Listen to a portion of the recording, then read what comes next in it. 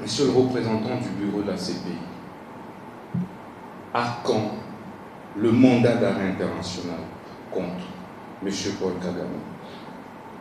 Je serais heureux que la prochaine fois où nous allons vous recevoir dans notre pays, que nous puissions plutôt discuter des modalités d'arrestation de M. Paul Kagame.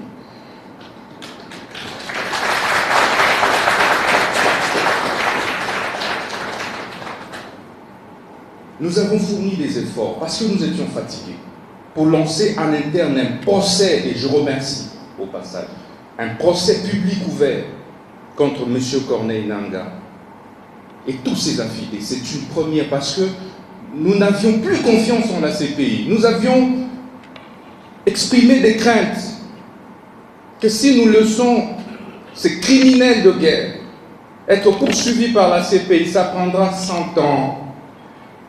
Et je remercie sincèrement le premier président de la Haute Cour militaire, mon général chapeau bas. Je remercie sincèrement l'auditeur général des forces armées congolaises, général Likoulia, chapeau bas.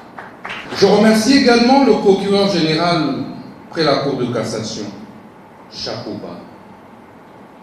Vous avez sauvé l'image de la République et vous avez fait parler le principe de la complémentarité qui est consacré dans le statut de Rome. Nos juges, nos magistrats ont démontré qu'ils sont capables de poursuivre les criminels de guerre congolais.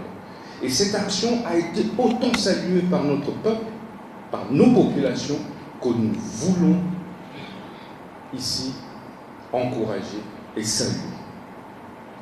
Je suis d'accord avec la diplomatie du professeur Taylor, un brillant et éminent professeur.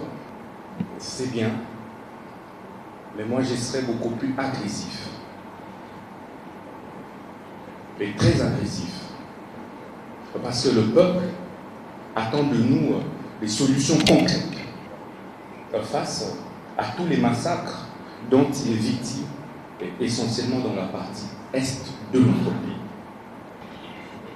C'est par ces mots que je voudrais souhaiter plein succès à ces travaux.